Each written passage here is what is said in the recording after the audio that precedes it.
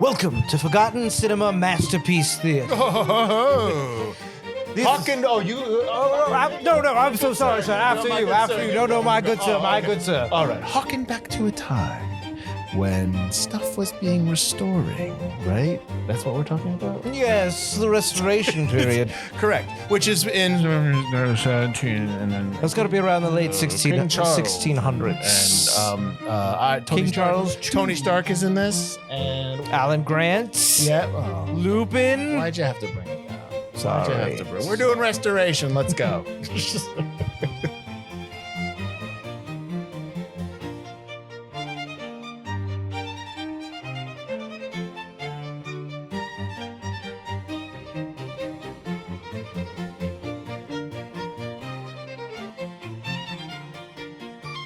Hi, I'm Mike Field, I'm Mike Butler. and this is Forgotten Cinema. It is. That's what I hear. Each episode, we highlight a film that, for a variety of reasons, are forgotten by audiences. Whether it be a more popular movie was released at the same time, or maybe the film simply didn't catch on with an audience in its initial run. We discuss what we love about the film, or perhaps don't love about it, but we always recommend you revisit it. You never know. You might find your own forgotten gem and then do your own podcast that's called Forgotten. I'm just kidding. Don't do that. If you enjoy Forgotten Cinema, we would love to hear from you. We are on Instagram, Facebook, TikTok, Reddit, Patreon, YouTube. We have a backlog of over 350, 400, 500. I don't know. We've got a bunch of episodes out there. We've got 25 seasons. This is our 26th season. 26th. This is our 26th season. And we stopped, so for 1 year. So this is pretty cool. I guess. I don't know. I'm rambling. So, let's get into the show. Mike, how you doing? I'm good. As you know, I come from a successful glove maker father, so you have to have good hands. Didn't to make gloves those for a gloves. living for you to waste it. Yep. And I inherited genetically, apparently, good hands. Good hands, the hands of a surgeon, the hands of a physician. Yes, that can touch open hearts. But also, a lot of people die when you're a physician, and medicine's not that great, and it's kind of Who needs depressing. gloves? And it's really kind of getting me down being a physician. Yeah, So yeah. I'd like to quit. I'd like to just go off and get some money and buy some prostitutes and just enjoy life. Let's just hope it doesn't happen before some kind of plague happens. Right? My life's gonna turn upside down after I touch an open heart. Was that a little Fresh And Prince of Bel-Air it was a little reference? Fresh Prince lad. And Interesting. after I touch this guy's open heart, who's just somehow still alive, the king's gonna see it. Have me try to work on his King Charles mistress? Cocker Spaniel. Oh, right. And Yep. and then I'm going to do a really good job at that. And then I'm going to marry his mistress so that Yes. his mistress can have a place to go, and she's going to be So a he little can continue like swept seeing away, her. so he can see other people Oh, and his King mistress Charles on the II. side. You King bad Charles, you crazy guy! And I'm going to be given a nice plot of land, but unfortunately, I'm going to fall in love with the fake wife of mine For some reason. for some reason, and that's the one rule I was supposed to not do. But of course so, you break it. yeah, and so I'm gonna kind of her, and then Oh, right. Yeah. That basically, does happen. I'm gonna be my title's gonna be taken away, Yep. my land is gonna be taken away, and I'm gonna Yep. go back to supposedly be a physician, but I'm gonna go work with my friend at a mental Yep. institution. Yep. Fall in love with Meg Ryan, who's Yep. crazy, but not that crazy. In the cut, Meg Yeah, Ryan. knock her up. Yep. She's gonna die in childbirth because I'm gonna have to give her a C-section, which is not that great back then. Correct. And then my child's going to maybe die in the Great Fire, but not really. And also I'm going to help my mistress or the king's mistress again in cloak. yes. And Yes, the with a king's mask going to on. really appreciate that. Yep. Give me back my land and help me open Something. a hospital and also find out that my child's still alive. There's a lot. There's a lot Going on. And I'm going to do There's- all this in under 2 hours. Thankfully. That's right. We are doing the 90s film restoration. Mike, what is that? And I'd be like, right? I don't know. Because I cannot remember. I do not know why we put this on the list. I know why we put Why this do we put it on the list? Because it came out during a lot of other things. Right. And there's a lot of actors in this movie. Right. And every time those actors came up, you'd be like, and they are in restoration. Yeah. And they were. So it got to the point where I can't remember whose turn this movie was to pick. One of us was like, What was "Screw last it." week? What was last week's? Confess Fletch.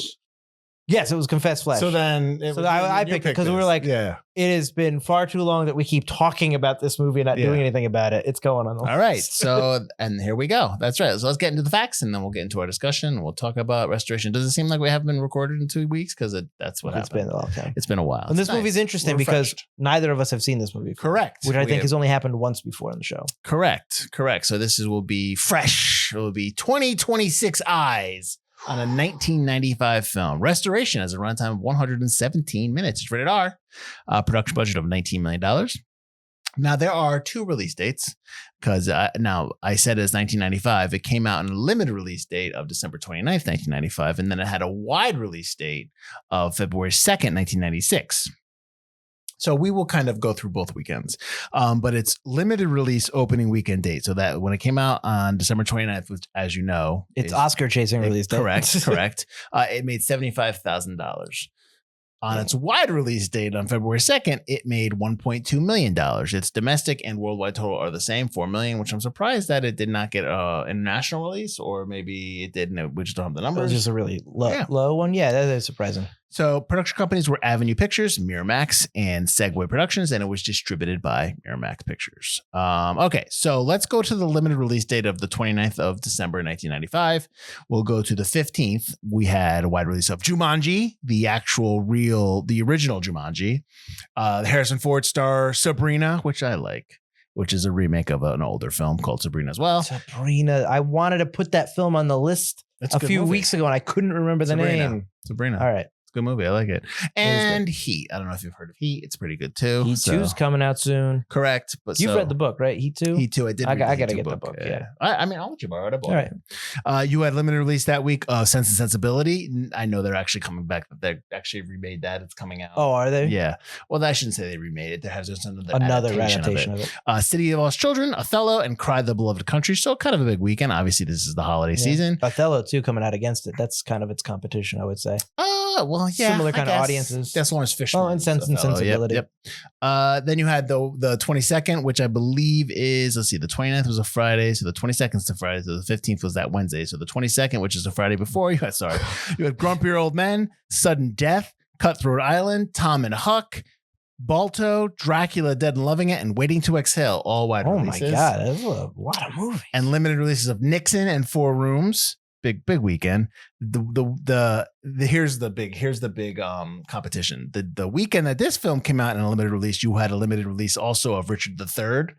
Oh, that's right. Yep. I read that. Yep. Dead Man Walking, 12 Monkeys. The movie we did. Correct. And did we do Dead Man Walking? Yes. Oh, Dead Man Walking. Yep. And then Mr. Holland's Opus. And then after that, you had the wide releases on January 5th of Nixon and 12 Monkeys, which obviously I'll tell you why this movie's forgotten right now. Well, segue back to if you're going to the limited release date. Well, let's go to the wide release. Wide release date, which was I said February 2nd. Right. So let's go back a week to January 26th. You had Screamers, Bed of Roses, Big Bully, and Sense and Sensibility in its wide release. Okay. And limited release of Angels and Insects. The weekend that this film came out wide, it went up against in a wide release to The Juror, Black Sheep, White Squall, and Dead Man Walking. Well, clearly Black Sheep is what killed this movie. I mean, when I watched Black Sheep, I liked it, but I have since seen it again, and I'm just like, it's all right. Oh, really? I like some of Black Sheep, but it doesn't hold up. Oh. Well, maybe there's 45 minutes that are really funny, and then it's just kind of like, a little bit. I haven't seen it since the 90s. So, well, I mean, obviously it came out, it was the same people, Spade and Farley from Tommy Boy. Yep. So you want Tommy Boy, and it's not as funny as Tommy Boy. It's got funny stuff. It's just not as funny as Tommy Boy. And then the weekend after this, you had Broken Arrow, Beautiful Girls, movie we did, Leaving Las Vegas as a wide release, and then Heidi Fleiss Hollywood Madam, Shopping, and La Haine, which is Hate. It's a French film that came out limited. So, I mean, I don't think the type of movie Restoration is, I don't think it was gonna. I mean, Sense and Sensibility is its competition. Well, Richard III as well when it was limited, but when it was limited, yeah, which wasn't supposed to happen, but correct happened. This film is directed by Michael Hoffman, who's done One Fine Day, The Last Station, and Soap Dish. A movie we did. Written by Rupert Walters, who's done True Blue, Some Girls, and some TV episodes for MI5, which is a British BBC show, which I really like. Cinematographer was Oliver Stapleton, from The Grifters, The Cider House Rules, and Don't Be Afraid of the Dark. A movie we did. For Forgotten Horror 5. 6? 4? I want to say 4. Okay. Composer was James Newton Howard. He has 9 Oscar nominations. His last one he won was News of the World. The first one he won was The Prince of Tides. Edited by Garth Craven, who's done Legally Blonde, Soap Dish, Shoot to Kill, and The Best of Times. Movie we did. We And did Shoot to Kill. Yep. We did. You always forget that we did Shoot to Kill. Well, you said it fast, and you went to the next one. I was like, I know. All right. So the cast: Robert Downey Jr. as Marivelle. Nominated for 3 Oscars, won 1, obviously for Oppenheimer. He was also nominated for Chaplin and Tropic Thunder. Sam Neill, rest in peace, good sir, plays the king. He's King Charles II, but he is the king in the credits. Yes, yeah. Jurassic Park, obviously. Memoirs of an Invisible Man, In the Mouth of Madness. David read it. Yes. David Thewlis as Pierce. He is Marivelle's kind of mentor, right? His friend, mentor. Yeah. Their mentor. They talk about their mentor, but you never meet them. Oh, mentor. Right. He is in Naked, the Harry Potter series. He plays Lupin, and Kingdom of Heaven, a movie we just did in our last one. And this is also like, I didn't realize how many things he was in. Oh, because he was in also Dragonheart, which is a movie we did. And I want to say this is probably our 4th or 5th one where he's in there somewhere. Yeah. And I didn't realize how much of a body of work he had, David Thewlis, and like how much like you've seen him in stuff without realizing it. Correct. Until we started the show. A timeline. Yeah, and timeline. Oh my God. Yeah, he's in a lot of stuff. Polly Walker as Celia, the mistress of the king and also the love interest of Marivelle. She's in Patriot Games. She is the one with the. That's what I'm like. I know her. And I just forgot to she's the woman that Jack Ryan recognizes when he gets shot at in front of Annapolis, and then obviously later. I'm sorry, I like Patriot Games. She's in the TV show Rome and the TV show Bridgerton. For those who watched the females in the family watch Bridgerton here. Meg Ryan as Catherine, Sleepless in Seattle, When Harry Met Sally. Movie we did. For a look back. Yes. Right, which is a Patreon exclusive. $3 gets you all those exclusives. And she's in Joe vs. Volcano, which is a movie we did. Correct. But more importantly is the Patreon episode. Is what? Oh, yeah. Which is actually one of our better look backs. I really like our episode for that. Okay. I thought we did a good job. Good job. Congrats. We really looked back. Thank you. Ian McKellen. Let me kiss my own house. No, seriously. We really did a good episode. Every once in a while, like feel like we not on camera, but we'll be like, hey, we did good that episode. Well, let's and usually it's just like, why doesn't anybody? Well, you know why I'll say that, but I'll say like, oh, it was a good episode because we don't sound like complete idiots. Like we actually have stuff to say. Like that's why. Because normally, as you guys know, listen, it's a love, the podcast. This is a love-hate relate. Like I enjoy doing this, but then you listen to other podcasts, not people we know. I'm just saying, and you see just like people pontificating it. Like it really bugs me when people discover things about movies that we've covered 4 years ago. You know what I mean? Like, and I hate when I see, because we're better than, and I just hate it because I'm like, we did this already. But then I'm like, I know they don't know. We obviously, you know what I mean? So you get aggravated. But anyways, I apologize. I'll get off my porch. Ian McKellen as Will Gates, he I guess runs the house that Marivelle is given in the country, which I don't even know how far this thing is from London.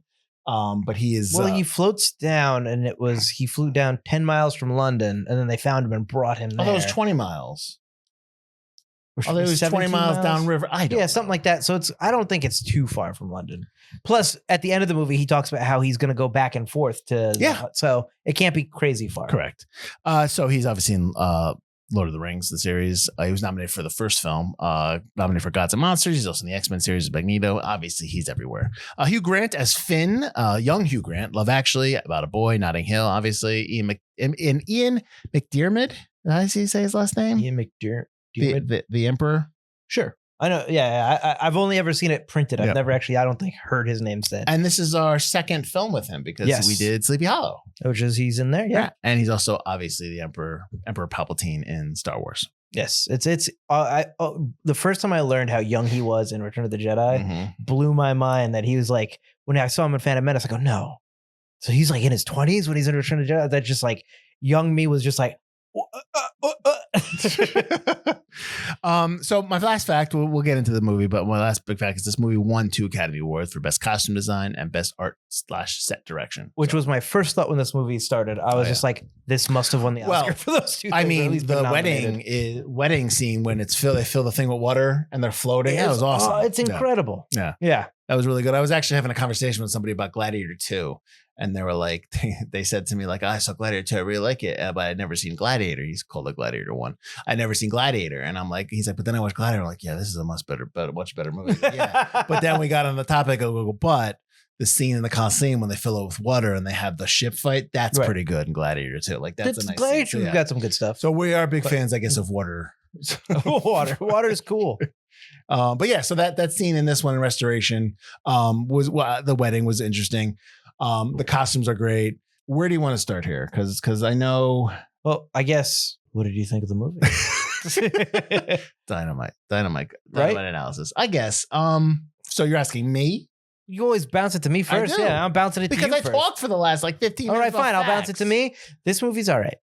No, I'm back and forth. I think I really, really like this movie. It's a movie that like I wouldn't go seeking out myself. It's not my kind of movie, but it's my kind of thing I would love to act in, kind of a thing. Like this movie, I understand why it's got such a stacked cast. I understand why people would want to be in it. But I think, and the masterpiece theater bit we did at the beginning, I think is straight on. I think it's got a lot of that. It's got a lot of like segments of this guy's life. Like it almost feels like it's based on a novel, but they cut out a whole bunch of chapters because it was too long. Like it feels like I would like this movie to be longer. And I feel like if it was longer, I'd probably never watch it again. Yeah. But I feel like there are so many holes in this movie, disconnected segments of just showing, oh my God, Maribel's life. Maribel, yeah. Maribel. I want to call him Maribel. Oh boy. Maribel's life. This will be a long episode then.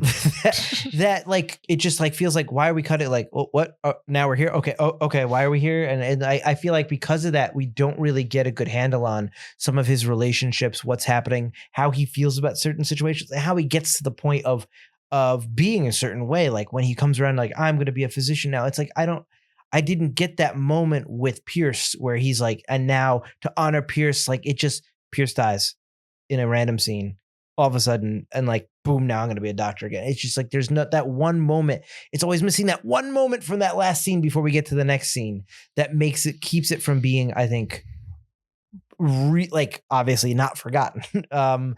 But I think the acting and the costumes and the set pieces and the general story that they're trying to tell keeps you engaged. But I feel like those missing pieces are what keeps it from just becoming a really good, like a film that could be nominated for more than just costumes and set direction and stuff like that. So my first note before we get into it, is I started watching this. Like I'll watch this like, I'll be downstairs and maybe we'll watch, like my wife and I are in the middle of an ER rewatch. So we're at season 13, which is awful. Like I'm like actively yelling at the TV. Like, you know, just cancel the show. Like someone in the writer room in season 13 was like, what if everybody falls in love with Neela? That'd be really cool, right? Like we just give her like 8 suitors. Like, what are we doing here? But anyways, I digress. My first note is so we finished watching it. So I flip it on because I don't want to wait till everybody leaves downstairs. I'll just start watching the thing. And I go, watching the movie while my wife loudly watches reels. So I'm watching the movie. All I hear is like, I'm like, what are you doing? Like, so anyways, yes. So this is based on one book, right? But this book, this character is in a couple books. Like it's a series. Is he in a couple? I believe okay. so. So it definitely what you're talking about in terms of like pulled from the book and it feels like you see it on screen. Like this movie is vignettes. It's, you know, it goes from Robert's bored as a physician, then he goes to court, becomes a fool, you know, marries the king's mistress, but falls in love, gets kicked out, goes to the Quaker hospital for the insane, gets a girl pregnant, lives in an old place with a woman, has a kid, becomes a doctor. He's no longer the fool. Like it's very vignette. Yes, absolutely. Like boom, boom, boom, boom. And while the movie is called Restoration, and we are in the Restoration period of England, right. Of London,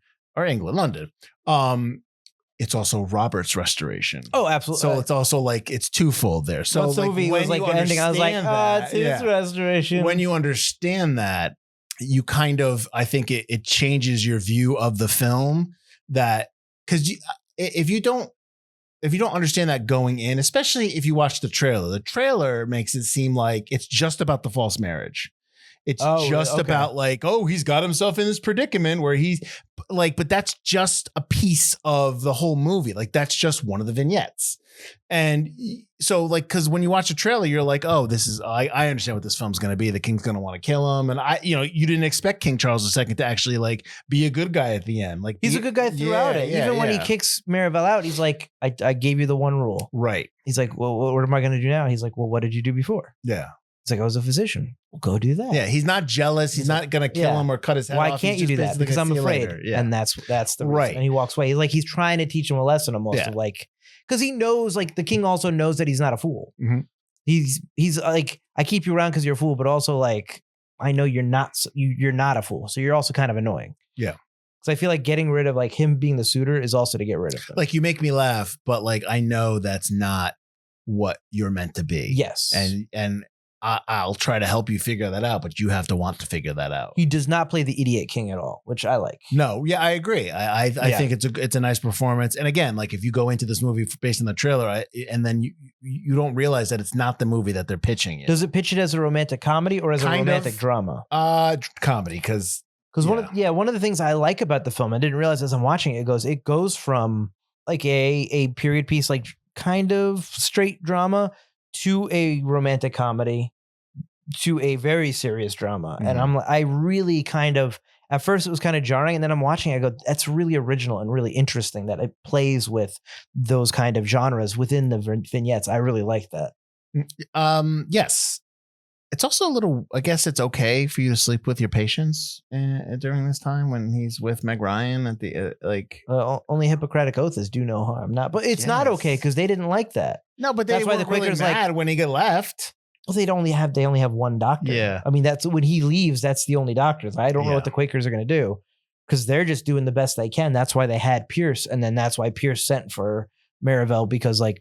There is nobody. Mm-hmm. Why did they have to change their name? Why did they have to go by John and Robert? Like they couldn't go by their last names. No, I think they made like a deal about that, right? I think it was just he didn't want to go by his last name. He wanted to be more informal. Oh, okay. That's what I took from it because it sounded like it was a rule, which I thought was very strange. Okay, no, that makes more sense. He just didn't want because he doesn't want to be. He doesn't take himself seriously. Maybe I don't know. Okay, I mean, they're the doctors of the people. I don't know because Pierce goes, no, it's John here. Man, maybe that's it. They're a doctor of the people. Okay, so something like that. Yep. So I guess my biggest note is just going in. It's I was expecting one thing, and then like an hour and a half into not an hour and a half, 45 minutes, an hour into the movie, I'm like, well, this is not that. Like this is a different film, and I agree with you. I do like the movie. I like that it's a little bit of a historical drama, historical fiction. As you know, you have the Great Fire and you have the plague. So they do kind of touch on all that. Yeah, so that's interesting. Do they say? And maybe I missed it at the beginning. Do they say when the movie begins? Because obviously the Great Fire is 1666. I don't know if it comes. I don't know if it's like it says it. Right. So because like I never really got the time. The one thing I didn't get was like exactly how much time passes. No, I don't know. Okay. But what's interesting is that, correct me if I'm wrong, and I don't know too much, but the Great Fire is when that happens. Then they go back to the way they rebuild London the way it is now. So like when he's walking, when King Charles II is walking through how they're trying to. Oh, he gets his way of. Yes. Like, so like they're already planning like what London's going to King Charles start the Great Fire? Did it really not start in the bakery? No. I'm curious. Like that seems like it was a little carp for the, putting the carpet. Oh, sure. But yeah, but that is what I think that's why that's there to kind of show you. Yeah. And the Great Fire did calm down the plague a little bit as well. Oh, okay. Yep. Yeah. Did you like the moment when he comes back to London and he becomes the doctor and he's like, no, we must get these people. And he starts tearing through the thing. Do you like that moment? Did you feel like some stuff is a little melodramatic? Yes, but only because I feel like we were missing another scene where he gets more angry about it. Okay. Because he gets there and he's like confused, like, are you stupid? Why would you put the good people with the other people? And then there's no other scene with this guy. And there's no scene where he's like, well, physicians are more hated than anybody else. It's like, I'm going to become the physician here. We're missing that scene where he kind of takes the job. Because at first he's just looking for a job and then he just is the physician. Do you think that's a byproduct of vignette storytelling, where you're going from like, because when you do vignette storytelling, obviously you have one character, but you're creating other new characters. You're meeting different characters, and some pop back in, but like you don't have that connecting thread, or maybe you're not focused on connecting them. I mean, yes, but then I look back, because you're following one character, I look back at Master and Commander, which is also told in vignettes over the hunt of their one ship. But there's more than one person. Like it's the ship, the people on the ship that are part of that. But I mean, it's Russell Crowe's movie. No, I get that, but you still have Paul Bettany, like Clash of the Titans, like the original Clash of the Titans. Right. Like it's that group of guys that are fighting all these different things. With it's just Robert Downey Jr. Restoration. It's just Robert Downey Jr. Maryville going from beep, beep, beep, beep. And some people come back and go out. Yeah, I guess. I just think there's a lot of deleted scenes. I just think this movie was probably really long, and Miramax was like, you can't have a 3-hour movie right now. It's not an epic. Because I think somewhere on IMDb, someone listed as a historical epic. Maybe, and it's like, it's not bad for a historical epic, but it's not a historical epic. It's an epic is grand and it tells a grand story. And this is a very personal story about Mirabel. And yes, historical things happen around him, mostly fake historical things other than the Great Fire and the Plague. So I don't think that, I think because you're following one character, you have to have scenes that connect to each other. You can't have him just all of a sudden decide things. So yes, it is a little melodramatic and like, it's not earned. And you're showing these people finally being freed. Show me the people on the wall then. Show me that when he first comes, show me him looking through and seeing that kid strapped to the bed. But you see it and then he breaks down and it's like, it's not earned. Yeah. He just sees it and breaks down. Oh, is that easy? All right. And then to your point about missing scenes, this film was delayed 18 months because of story concerns. Right. Whatever that was. Reshoots. So they were reshooting stuff. Now, I don't know where that was. I'm wondering if the ending was tacked on, like the kind of like happy ending, but that's in the book. So I would imagine, I mean, I'm assuming is the happy ending. Yeah.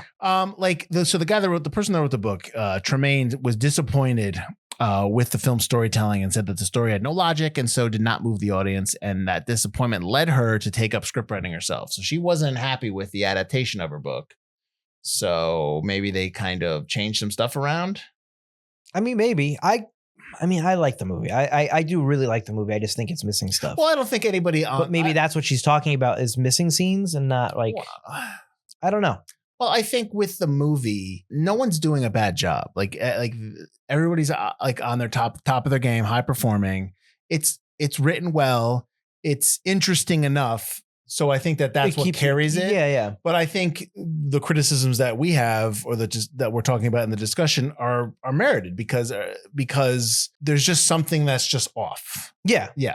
It's like I like it, but I know it's got issues. Like I know that this isn't not a complete film, but it's my interest in that time period and like the acting and performance. It's the filmmaking stuff that we like about it that kind of jumps us over that hurdle over not liking it, because I think that missing stuff for the layman, for the people that aren't like appreciating, those sets and those costumes are gonna like, what? Like certain scenes just like they don't like a good example is after Pierce dies. Yep. And all of a sudden they cut to when it's time, Madron will leave us with whatever his the lady's name is. Just he will leave us. Why? Because he's made her pregnant, and he's just walking like a crazy man, like he's in a stasis, walking around the tree a bunch of times, holding the. That was my least favorite part of the movie. The whole stuff at the hospital. It just didn't. It doesn't fit. I liked some of it. I liked.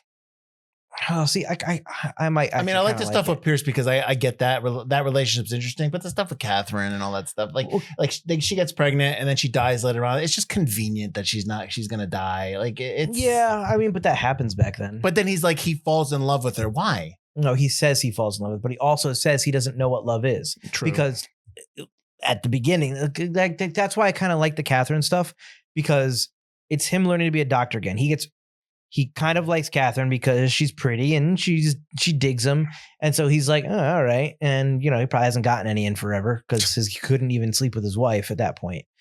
So it kind of harkens back to the old way of thinking that Marivelle had. And then when they confronted about it, he by the Quakers, he gets really impassioned about actually helping people, and a little bit of the doctor comes out. And I think that's why that segment's in there. And that stuff I kind of like. And it's like, oh, he's finding, although it's kind of Patch Adamsy, it's not really doctory. He kind of finds that passion again about like helping people, and the helping people kind of even overrides his wanting of Catherine, because when she's like, dance with me, he goes, well, I'm kind of playing music for everybody else here. And he kind of like is digging that it's working, and his doctory stuff is working, and Pierce is obviously for everyone to be happy. Yeah. And I'm like, this kind of fits.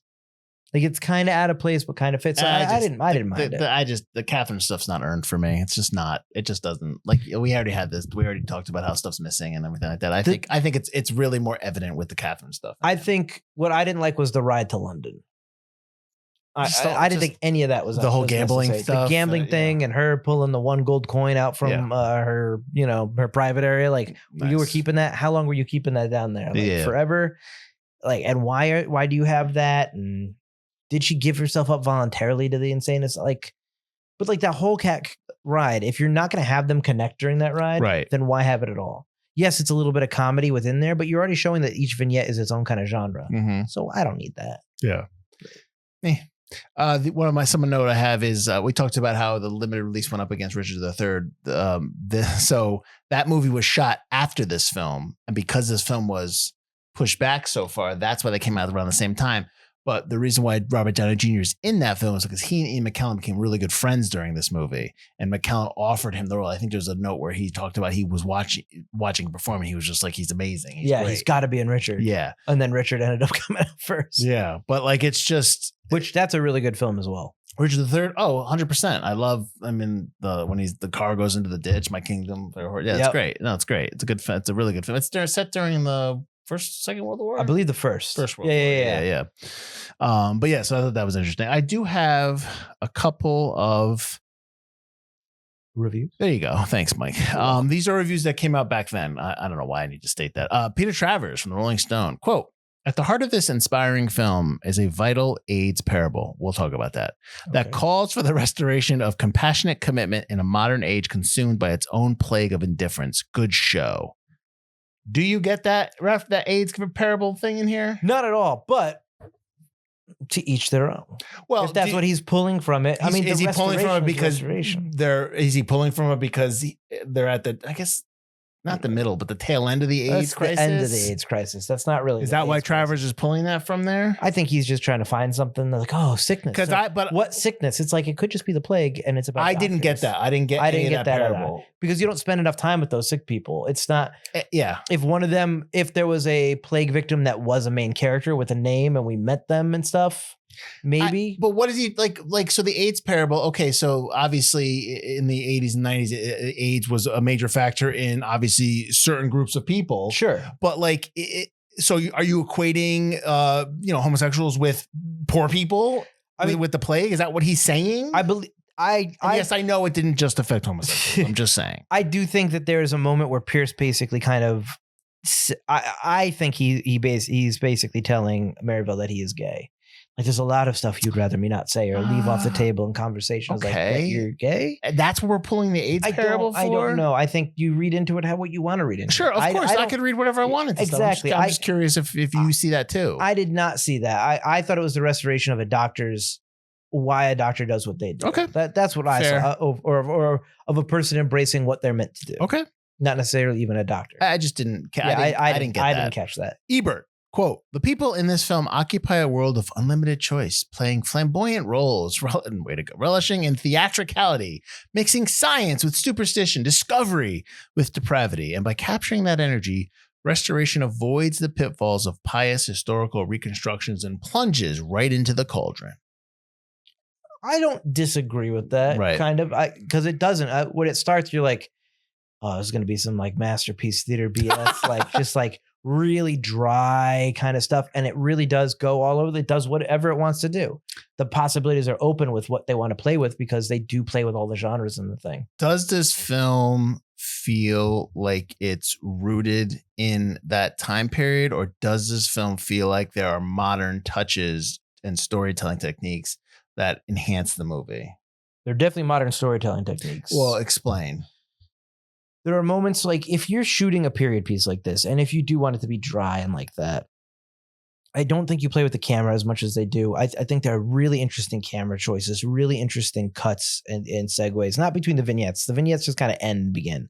But like in scene choices, in set choices that really make it either funny or fun or operatic. I love I love the shot where they cut and the smoke is going up and it's the the big thing. The big thing is going. I thought that shot. Yeah. And also the shot where he's dressed as the plague doctor walking through the castle, I thought was an amazing sequence of shots. I was like, wow. Like I am surprised it wasn't nominated for cinematography because of some of the shots. And I think that enhances it.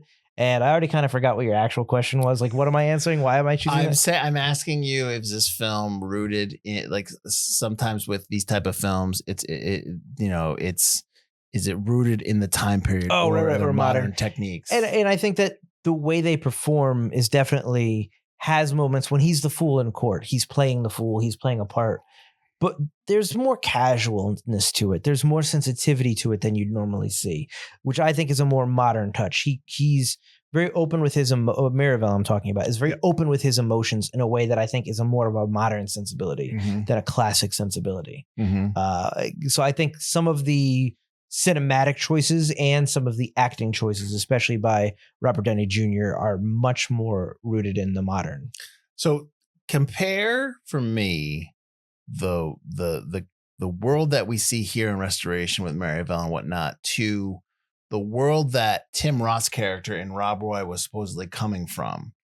Like that's more when you look at that film and his character specifically in Rob Roy, that's more heinous and more just kind of like not evil, but more serious than when this film, even though there's serious stuff in this film. And I know it's different time periods. I get that. Right. Rob Roy's a little later. Yeah. So is that just a difference in time period? Is that just a difference in cinematic choice between the movies? Or is that just a difference in just kind of like one's outlook when you look back on those times?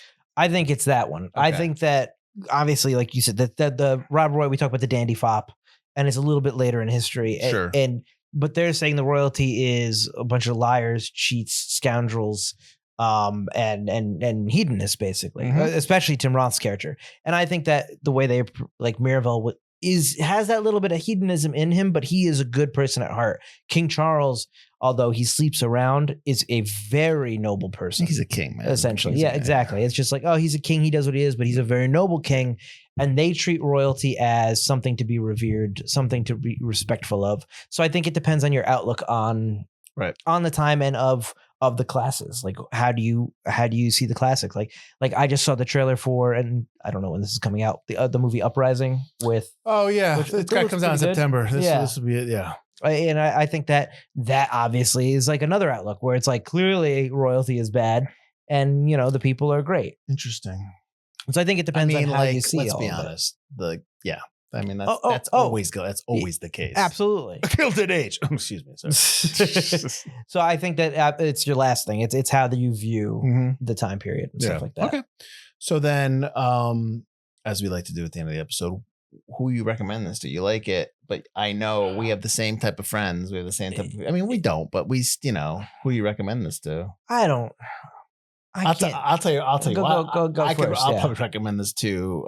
I'll tell my daughter to watch it, Veronica, because she's they like into Bridgerton. Well, not even. No. She is. Well, yes, but she's also into history. She's also into the royalty history. Like she knows all about that stuff. And so is Jody, though. I'm surprised. Like she was watching reels and she wasn't like, "Oh, this is actually not bad." Like she wasn't like kind of sucked in. Oh no, I think she just doesn't know what I'm watching. Like I don't tell her I'm about to turn this on. Like she didn't even look up at the TV screen. She's like, "It must be some garbage if you're."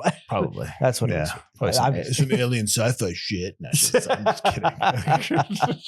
But I think people that enjoy that or enjoy that type of history, that story. Sure. Yeah. But go ahead. Who you? I mean, that's basically it. I think that people that like Shakespeare, I think that Richard III. Because if Richard III kind of like took over it and you just didn't see Restoration, it's good. And if you like that kind of stuff, but you were like, it might have been a little too dry, like Sense and Sensibility. I would have been like that. Like I would have been like, I don't know if I want to watch this. Like if we didn't do it for the show and stuff, like it just be like, this is going to be really dry and kind of boring. And like you start it, it's like, oh, never mind. This is actually pretty good.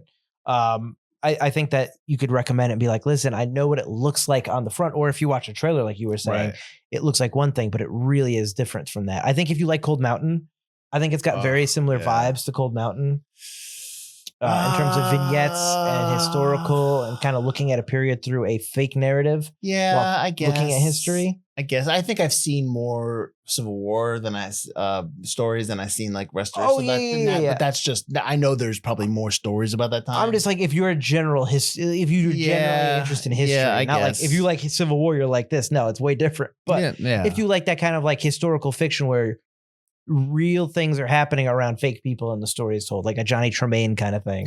Oh, don't be ashamed of your hand, Johnny Tremaine. You still live in exciting times. Oh, crap. Sir, do you know how loud you were reading? The life of a silversmith's apprentice was not an easy one. Sure. I think that would help you or be something you'd be interested in. And I think if you're an actor or a filmmaker and you're just kind of put this movie off as masterpiece theater, I think the act like Robert Downey Jr. is always a really good actor. And I think he does an incredible job in this.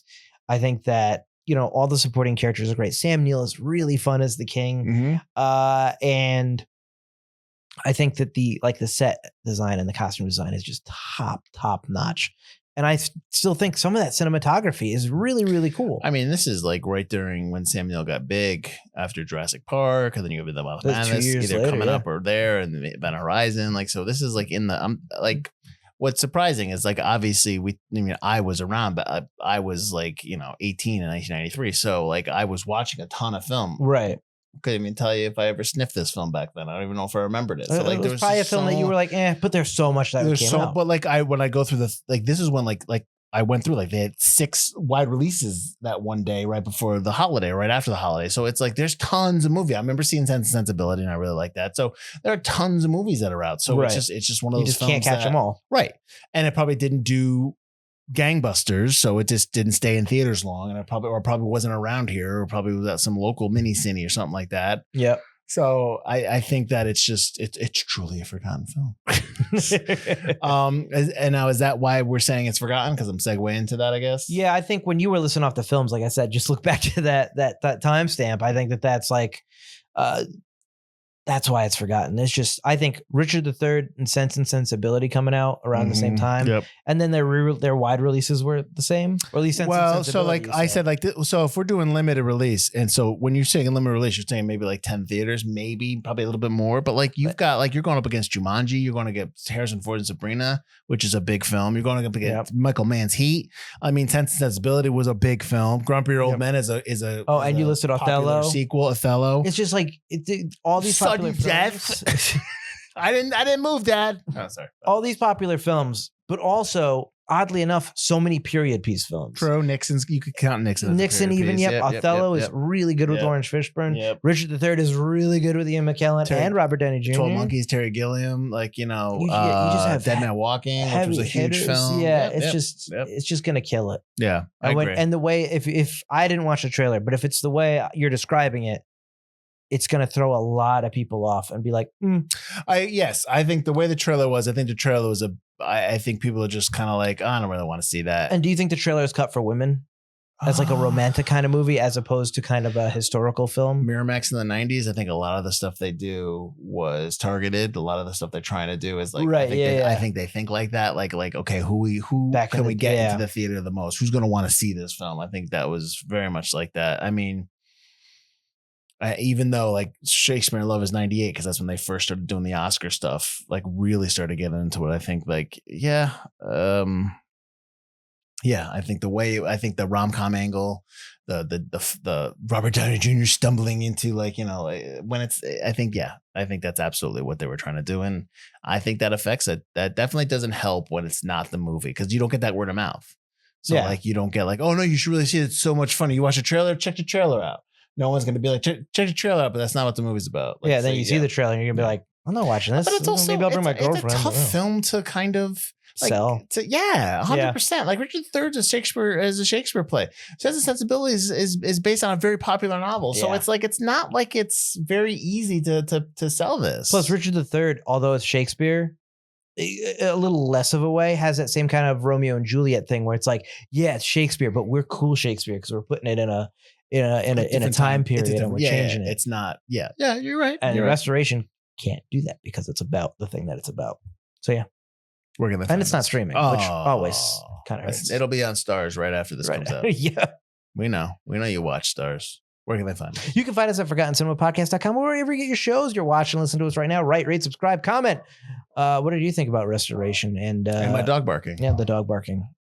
Let us know in the comments below what other historical movies that might seem like we wouldn't want to watch them or we might have forgotten about. What are they in the thing? Drop them in the comments below. I always like historical. We have culture. Films. We are. And if you like Forgotten Cinema, we mentioned it earlier. We have a Patreon. $3 a month gets you exclusive episodes. I think we're up to like 20 exclusive episodes now on the thing. When I checked, we got a bunch. Check those out.